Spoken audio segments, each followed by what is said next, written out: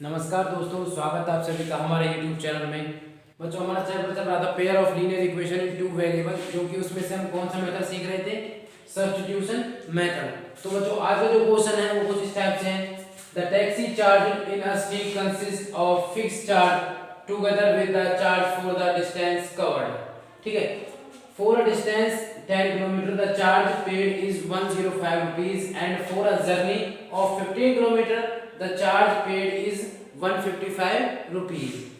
And what are the fixed charge and the charge per kilometer? How much does a person have to pay for traveling a distance of 25 kilometer? तो सबसे पहले आप इसको हिंदी में समझिए, Hindi medium वालों के लिए। क्वेश्चन में क्या कहा गया? The taxi charge in a street consist of a fixed charge together with the charge for the distance covered. एक टैक्सी है, किसी शहर में टैक्सी है, वो जो चार्ज करती है उसका एक फिक्स चार्ज है। क्या है? ये दो वर्ड है, एक फिक्स चार्ज है और एक क्या है? Charge with the distance covered. Charge for the distance covered, तय की गई दूरी का प्लस में एक फिक्स चार्ज है। ये दो टैक्सी द्वारा चार्ज किए जाते हैं। फिर क्या गया? फॉर डिस्टेंस 10 किलोमीटर की जो 10 किलोमीटर में उसने जो 10 किलोमीटर की जो ट्रैवलिंग की है उसके लिए the charge paid is 105 rupees. उसके लिए उसने 105 रुपीज पेड किए हैं। इसमें क्या क्या है? एक तो फिक्स चार्ज है और एक उसने जो पर किलोमीटर का जो उसका ट्रैवलिंग का रेंट है। ठीक है, फिर क्या सेकंड कंडीशन है? For a journey of 15 kilometre, फिर 15 किलोमीटर की जर्नी की उसने ट्रैवलिंग की, तो the charge paid is 155 rupees. तो उसने 155 रुपीज पेड किए। पूछा क्या है? Rupees. What are the fix charge? Fix charge क्या है?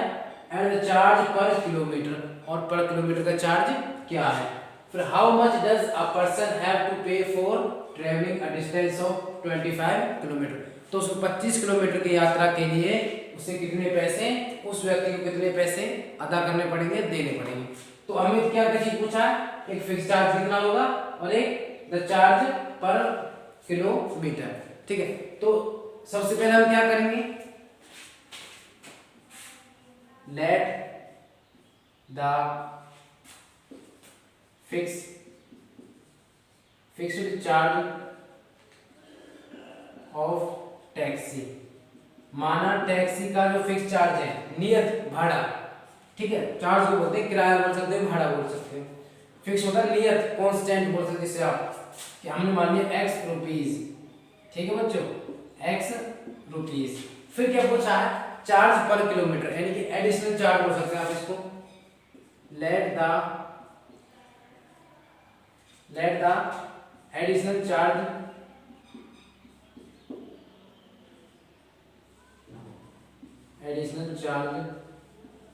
Of taxi.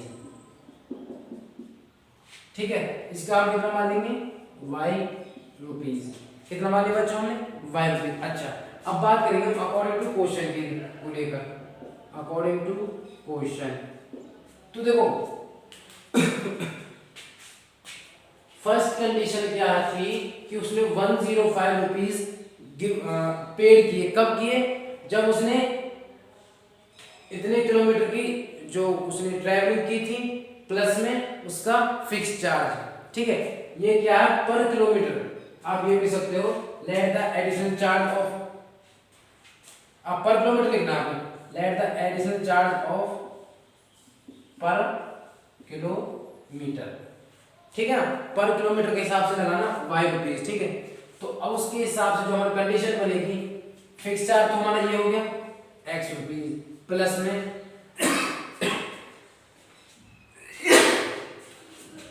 क्या है? उसने पर किलोमीटर के लिए y रुपीज दिए। तो उस हिसाब से फर्स्ट कंडीशन के अकॉर्डिंग उसने कितने किलोमीटर ट्रैवल की थी? For a distance 10 kilometre the charge paid is 105 rupees. तो 10 किलोमीटर की उसने डिस्टेंस कवर की और पर किलोमीटर रेंट है y रुपीज। तो उसके हिसाब से, उसके अकॉर्डिंग, तो 10 किलोमीटर कितना बन जाएगा? 10y। कितना बन जाएगा? 10y। अब इन दोनों कंडीशनों को मिलाकर उसने जो पैसे दिए, उसने जो किराया दिया, वो कितना हो गया? 105 रुपीज। तो ये हो गया हमारी फर्स्ट इक्वेशन बनकर तैयार, बिल्कुल बहुत ही आसानी तरीके से। अब बात करेंगे हम सेकंड कंडीशन को लेकर, बिल्कुल ऐसे ही, बिल्कुल सिर्फ क्या आपकी बार उसने जर्नी कितनी की 15 किलोमीटर की, बाकी हमारा जो फिक्स चार्ज हो तो हमारा सेम ही रहेगा। तो x प्लस 15 किलोमीटर कवर की और 1 पर किलोमीटर हो गया y rupees is equal to आपकी बार है 155 रुपीज। तो ये हो गया हमारी इक्वेशन नंबर सेकंड। इससे आगे आप जानते होंगे कि हम क्या करेंगे, from equation first, from equation first. तो क्या हमारे पास equation first, x plus 10y is equal to 105 rupees. ठीक है, ये थी हमारे पास फर्स्ट इक्वेशन। तो यहाँ से x वेरिएबल की वैल्यू निकालेंगे तो क्या मिल जाएगी बच्चों में 105 माइनस 10y, इसको आप नाम दे देंगे इक्वेशन नंबर थर्ड। फिर क्या करेंगे, put the value of x in equation second. देखिए किस प्रकार से हो गए, put the value of x in equation second, x का मान समीकरण 2 में रखने पर। तो पहले आप समीकरण 2 लिखेंगे यहाँ पर, इनकी इक्वेशन 2 क्या हमारे पास ये रही, x plus 50y is equal to 155 rupees, ये थी हमारे पास। तो इसमें हमें जो x की वैल्यू रखनी है वो क्या रखनी है, x की वैल्यू क्या ये रखनी है कि 105 माइनस 10y है 10y। तो 105 माइनस 10y या 10y plus 15y is equal to 155 rupees.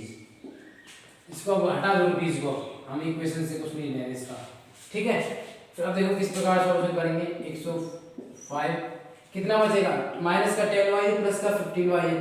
तो पहले आप देखेंगे 15 में से 10 घटाओ, साइन डिफरेंट है ना, साइन डिफरेंट है तो घटाएंगे। तो 15 में 10 गए तो 5, और 15 किसका था प्लस का, तो प्लस में ही हमारा रिजल्ट आएगा। ठीक है बच्चों, इक्वल कितना था 155। अब हम क्या करेंगे, इसको उधर लेकर जाएंगे तो इधर पर जाएगा 5y is equal to 155 minus 105। ठीक है बच्चों, 5y इज इक्वल टू हो जाएगा हमारा कितना हो जाएगा 50, then y is equal to 50 upon 5, क्योंकि ये 5 इधर आकर डिवाइड में हो गया, तो ये आ गया हमारा 10 रुपीज। यानी कि let the additional charge of पर किलोमीटर, जो हमारे पास पर किलोमीटर का जो किराया था, रेंट था, वो कितना आ गया 10 रुपये। ठीक है बच्चों, अब क्या करेंगे, put the value of y in equation third, लिख देना put the value of y in equation third, या फिर y का मान समीकरण 3 में रखने पर। अब मैं डायरेक्ट रखूंगा, ठीक है बच्चों।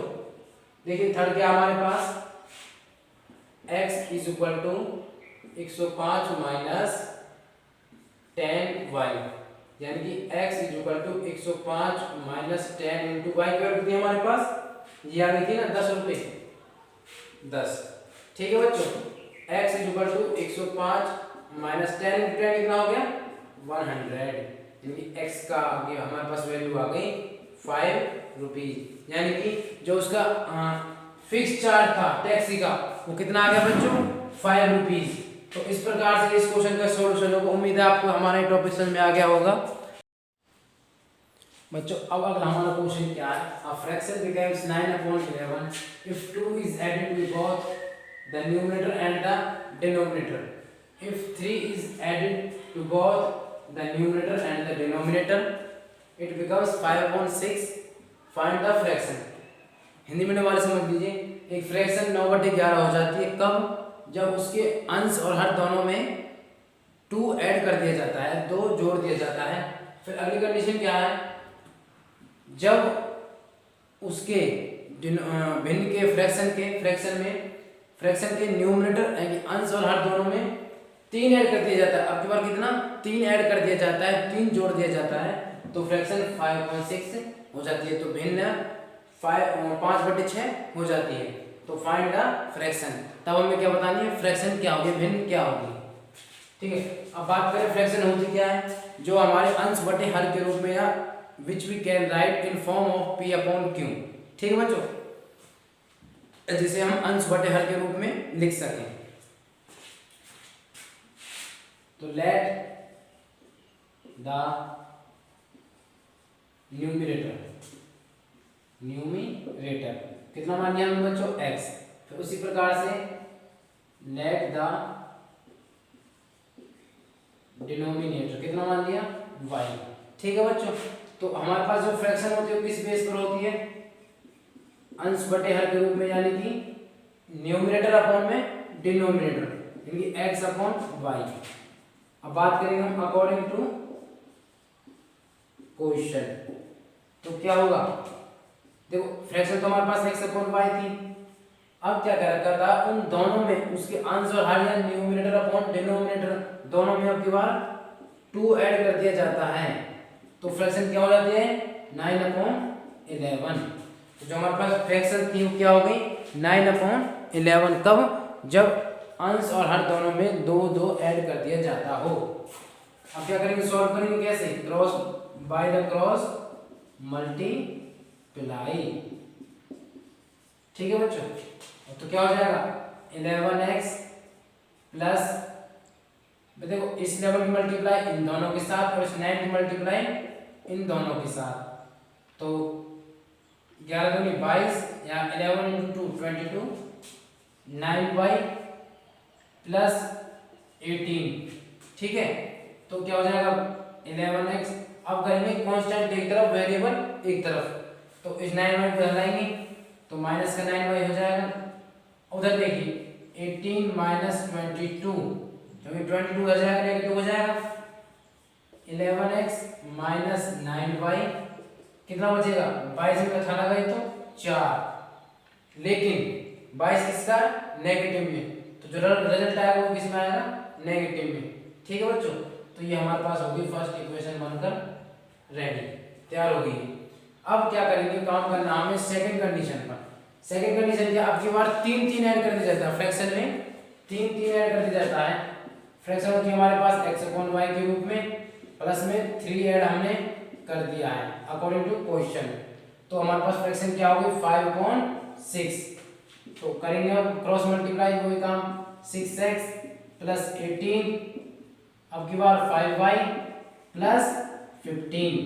ठीक है बच्चों, वही वेरिएबल एक तरफ, कांस्टेंट एक तरफ, तो 6x minus 5y।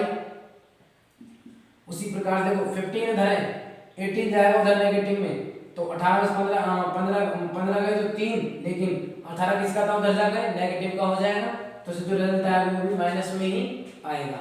Equation second. ठीक है बच्चों, अब क्या करना है हमें, फ्रॉम इक्वेशन फर्स्ट। ठीक है, फर्स्ट इक्वेशन क्या है, यहाँ से हम क्या निकाल लिए, x वेरिएबल की हमें वैल्यू निकालनी है, जो कि हमारे पास क्या है, 11x minus 9y is equal to -4। अगर बात करें यहाँ से हम x वेरिएबल की वैल्यू आएगी जो कि -4 है। देखो माइनस 9y हो जाएगा, क्या हो जाएगा, प्लस का 9y, और अपॉन में क्या हो जाएगा, 11। Equation number third.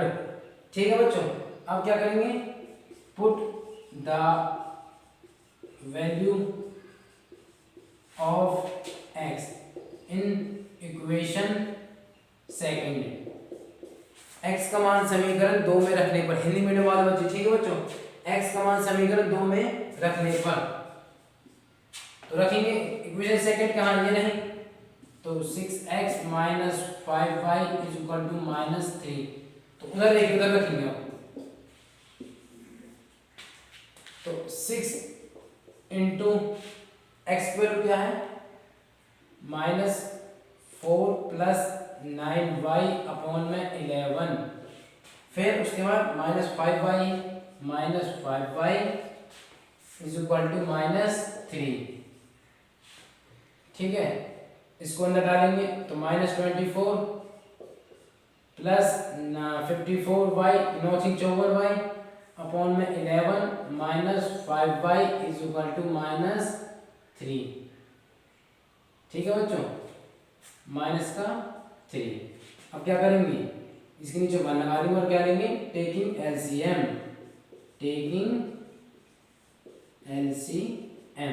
ठीक है। तो एलसीएम कितना आ जाएगा इसका, 11। कितना आ गया, 11 वन टाइम, तो इस 1 की मल्टीप्लाई इन दोनों के साथ, तो ये तो ऐसे रहेगा प्लस 54y, ठीक है। फिर माइनस 11 टाइम चला गया, उस 11 मल्टीप्लाई 5 के साथ, तो 55 यानी 55y इज इक्वल टू -3। अब क्या करेंगे, क्रॉस मल्टीप्लाई, ठीक है। तो पहले इसको सॉल्व कर लीजिए, तो -24, देखो 54y माइनस का 55y, तो 55y में से 54y गया तो कितना बचेगा, ओनली 1y, लेकिन वो भी किसका, नेगेटिव, क्योंकि जो 55 बढ़ा है वो किस में है, नेगेटिव में, तो रिजल्ट आएगा किस में आएगा, नेगेटिव में। इस अपॉन में 11 है इज इक्वल टू -3। अब कर लीजिए क्रॉस मल्टीप्लाई, तो क्या हो जाएगा, -24 minus y is equal to -33। देखो अब क्या करेंगे, इस 33 को हम इधर लेकर आएंगे, क्योंकि हमें y पॉजिटिव करना है तो उसको हम उधर लेकर जाना पड़ेगा। कैसे कर लो, या फिर अगर आप इसको ले जाओ बाद में -1 से मल्टीप्लाई करनी पड़ जाएगी, कैसे कर लो, आपकी इच्छा में। तो हमें जो आसान लग रहा है उस तरीके से करेंगे ना, तो हम इसको उधर लेकर जाएंगे और इसको उधर लेकर आ जाएंगे, ठीक है बच्चों।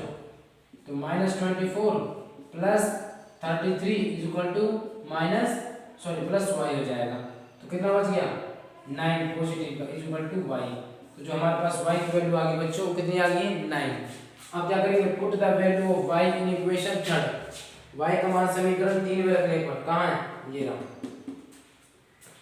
क्या कैसे, x is equal to -4 plus 9 into y पर कितनी आ गई बच्चों, 9 आ गई हमारे पास, ठीक है। अपॉन में कितना है, 11, x is equal to -4 plus 81 होगा ना, 9 × 9 81 अपॉन में 11, जो कि ये हो गया हमारे पास 77 अपॉन में 11, 7 टाइम कैंसिल, यानी हमारे पास x की वैल्यू आ गई 7। बात करें, हमें पूछा था फ्रैक्शन क्या होगी, फाइंड द फ्रैक्शन, हमें फ्रैक्शन पूछा था ना, तो फ्रैक्शन होगी हमारे पास, जो कि क्या थी हमारे पास फ्रैक्शन, x अपॉन y के रूप में, यानी तो x की वैल्यू हमारे पास कितनी है, 7 अपॉन y की वैल्यू 9, तो जो हमारे पास फ्रैक्शन होगी वो कितनी होगी बच्चों, 7 अपॉन 9। उम्मीद है बच्चों आपको हमारा ये क्वेश्चन समझ में आ गया होगा। अब आगे देखिए बच्चों, मोस्ट इंपोर्टेंट क्वेश्चन है वो देखिए, 5 years hence, 5 साल बाद, the age of Jacob will be 3 times that his son, 5 साल बाद जो जेकब है वो अपने पुत्र से 3 टाइम्स यानी 3 गुना ज्यादा है, इसमें उसकी जो उम्र है, ठीक है। 5 साल बाद जो जेकब है अपने पुत्र से 3 गुना ज्यादा है। 5 years ago, 5 साल पहले, अब चल रही है पास्ट में, 5 साल पहले, the Jacob's age was 7 times that his son, 5 साल पहले जो जेकब था अपने पुत्र से 7 गुना बड़ा था। What are their present age, तो उनकी वर्तमान आयु क्या है, प्रेजेंट एज क्या है, ठीक है। तो सबसे पहला काम क्या होगा हमारा, let the present age of Jacob, ये जो उसका फादर है जेकब, उसकी एज कितनी मान ली हमने, x ईयर, ठीक है। फिर इसी प्रकार से let the present age of son, जो बेटा है उसकी प्रेजेंट एज कितनी मान ली बच्चों हमने, y ईयर, मान लो y साल का है, ठीक है। अब बात करेंगे हम अकॉर्डिंग टू क्वेश्चन, सिर्फ क्वेश्चन का थोड़ी जाना, जो बात क्वेश्चन में कह रखी है सिर्फ हमें वही साबित करना है। 5 साल बाद क्या बच्चों, 5 साल बाद जेकब कितने साल का हो जाएगा, 5 साल बाद, यानी कि उसकी मान लो आज मैं 10 साल का हूं, तो 5 साल बाद मैं कितने साल का हो जाऊंगा, 10 + 5 यानी कि 15 साल का। तो उसी प्रकार से जो आज उसका जो जेकब है वो x साल का है, x ईयर का है, तो 5 साल बाद और 5 ऐड कर देंगे, तो क्या होगा x प्लस 5, ये हम अकॉर्डिंग टू क्वेश्चन चल रहे हैं अभी। तो जैकब कितना है x प्लस 5। अब बस क्या करना है, आपको इक्वल निशान लगा देना है, ठीक है। फिर क्या है, the present age of son y है, तो 5 साल बाद उसके पुत्र की आयु कितनी हो जाएगी y प्लस 5। तो 5 साल बाद तो हो गया जो उसका पुत्र है सन है वो तो हो गया y प्लस 5 का, और x प्लस 5 का उसका फादर हो गया। लेकिन क्या ये अभी इक्वल हो सकते हैं, नहीं हो सकते। तो क्वेश्चन में क्या कह रखा था, 5 साल बाद the age of Jacob will be 3 times that is son, कि 5 साल बाद जो उसका पिता है वो अपने बेटे से 3 गुना बड़ा है। यानी जो ये एज है जो मैंने फिलहाल आपके सामने लिख रखी है, जो आपके सामने नोट कर रखी है, ये 3 टाइम्स है किसकी, इसकी, उसके बेटे की एज की। तो इसको इक्वल करने के लिए हमें क्या करना पड़ेगा, बेटे में बराबर करने के लिए 3 से हमें मल्टीप्लाई कर, अब ये दोनों की एज क्या होगी, इक्वल होगी, क्योंकि 3 टाइम था उस, लेकिन अब हमने क्या कर दिया, उसके सन में जो बेटी की एज थी, सन की एज थी, उसमें 3 से हमने मल्टीप्लाई कर दी है, ठीक है बच्चों। अब क्या करेंगे, x प्लस 5 सॉल्व करेंगे इस इक्वेशन को, तो 3y प्लस 15, वेरिएबल एक तरफ कांस्टेंट एक तरफ, तो क्या हो जाएगा x माइनस 3y, उधर 15 माइनस 5, तो x माइनस 3y, 15 में से 5 गए तो 10, ये आ गया हमारे पास इक्वेशन नंबर फर्स्ट। अब बात करें सेकंड इक्वेशन के लिए, तो 5 इयर्स एगो, 5 साल पहले, तो 5 मान लो मैं 10 साल का हूँ, तो 5 साल पहले कितने का हो जाऊंगा, उल्टा मेरी जो एज कम हो जाएगी, हम पास्ट में जा रहे हैं ना 5 साल पहले, तो मान लो मैं 10 साल का हूँ तो 5 साल पहले 5 साल का ही हो जाऊंगा, यानी घटा, हम अपनी एज को माइनस कर रहे हैं प्रेजेंट एज में से, ठीक है। तो क्या होगा, लिख देना according to second condition, according to second condition, तो क्या होगा 5 साल पहले ये x माइनस 5 हो जाएगा, और उसका पुत्र भी y माइनस 5 हो जाएगा।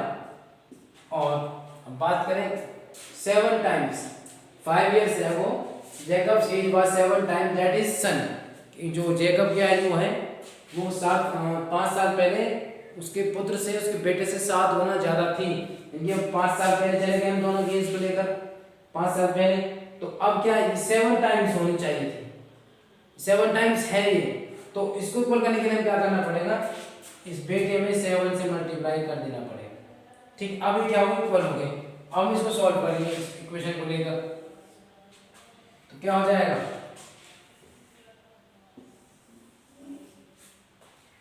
तो x plus 5 sorry x minus 5 is equal to 7y minus 35, x minus 7y, क्योंकि हमने 7y को इधर लेकर आ गए, उधर माइनस 35 प्लस 5 हो जाएगा, क्योंकि माइनस 5 था प्लस 5 हो गया, x minus 7y is equal to minus 30, क्योंकि 35 में से 5 गए तो 35 में से 5 गए तो 30, और माइनस का है 35, तो रिजल्ट किस में आएगा, माइनस में ही आएगा, थोड़ा ये माइनस में, ठीक है भाई। तो ये हमारे पास होगी इक्वेशन नंबर सेकंड बनकर तैयार। अब हमें क्या करना है, इक्वेशन फर्स्ट को हमें लेना है, ठीक है। तो फ्रॉम इक्वेशन फर्स्ट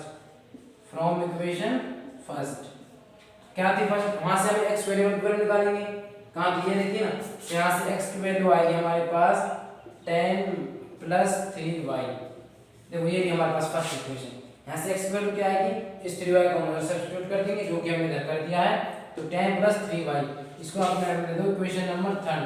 अब इक्वेशन जो थर्ड की वैल्यू है उसको इक्वेशन 2 में पुट करेंगे, तो put the value of x in equation second, जो कि हमारे पास ये रही, तो x minus 7y equal minus 30 है, तो x की वैल्यू क्या है 10 प्लस 3y, 10 प्लस 3y, फिर क्या minus 7y is equal to minus 30, ठीक है।